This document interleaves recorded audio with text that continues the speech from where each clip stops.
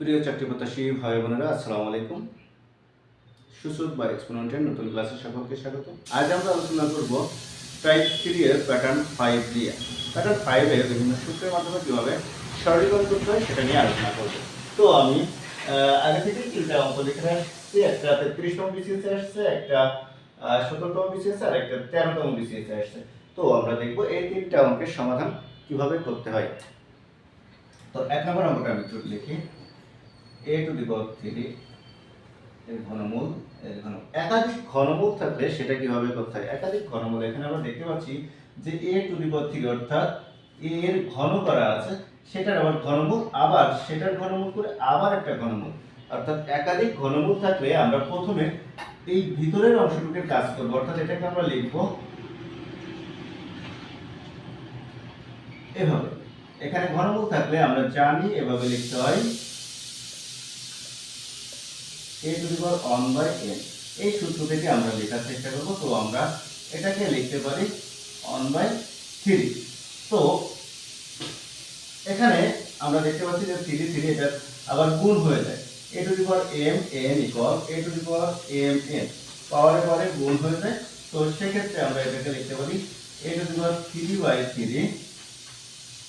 এই পুরোটা আবার ঘনমূল। এখন আমরা দেখতে পাচ্ছি এখানে এটা কেটে যাচ্ছে, 1 হচ্ছে, অর্থাৎ a থাকছে, আর এখানে যে ঘনমূল ছিল সেটা রেখে দিলাম। এই ঘনমূলের কারণে আমরা এই সূত্র থেকে লিখতে পারি a টু দি পাওয়ার 1/3। এটাই অ্যানসার। এখন আমরা আলোচনা করব 2 নম্বর সমস্যা নিয়ে। 2 নম্বর যেটা ছিল 125/27 টু দি পাওয়ার -2/3।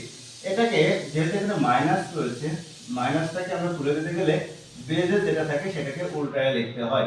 তো সেক্ষেত্রে আমরা এটাকে লিখতে পারি 27/125 টু দি পাওয়ার 2/3।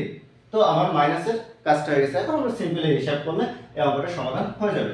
তো আমরা এটাকে লিখতে পারি 27 কে লিখতে পারি 3 টু দি পাওয়ার 3, আর 125 কে লিখতে পারি 5 টু দি পাওয়ার 3, আর পুরোটার উপরে 2 টু দি পাওয়ার 3। তো এখানে আমি লিখতে পাচ্ছি 2 two the power 2/3, 2 two the power 3 না, 2/3 কিন্তু দুইটা ক্ষেত্রেই চলে যাবে, এটা ভাগ হয়ে চলে যায়। এই ক্ষেত্রে আমি লিখতে পারি 3 এর 3 power by 2 two the power 3, আর নিচে 5 to the power 3 2 two the power 3।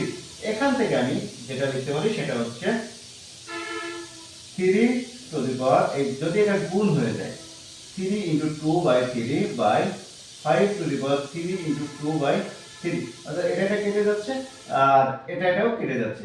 তো আমার থাকছে 3 এর স্কয়ার বাই 5 এর স্কয়ার, অর্থাৎ অ্যানসারটা আসছে 9/25। 3 এর স্কয়ার করলে 9 হয়, আর 5 এর স্কয়ার করলে 25, অর্থাৎ আমার অ্যানসারটা হচ্ছে 9/5।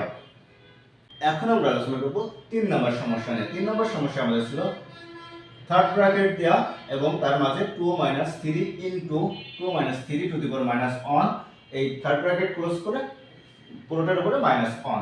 তো এখান থেকে আমরা যদি সমাধানটা করার চেষ্টা করি তাহলে থার্ড ব্র্যাকেট থেকে তবে প্রথমে আমাদের ফার্স্ট ব্র্যাকেটে কাজ করতে হবে। আমরা জানি বদমাশ বা এমনি যদি আমরা জানি যে সেই হিসাবে প্রথমে আমাদের ফার্স্ট ব্র্যাকেটে কাজ করতে হয়, তারপর সেকেন্ড ব্র্যাকেট, তারপরে থার্ড ব্র্যাকেট। সেই হিসাবে 2 - 3, এটা যদি মাইনাস করি তাহলে এটা হচ্ছে -1।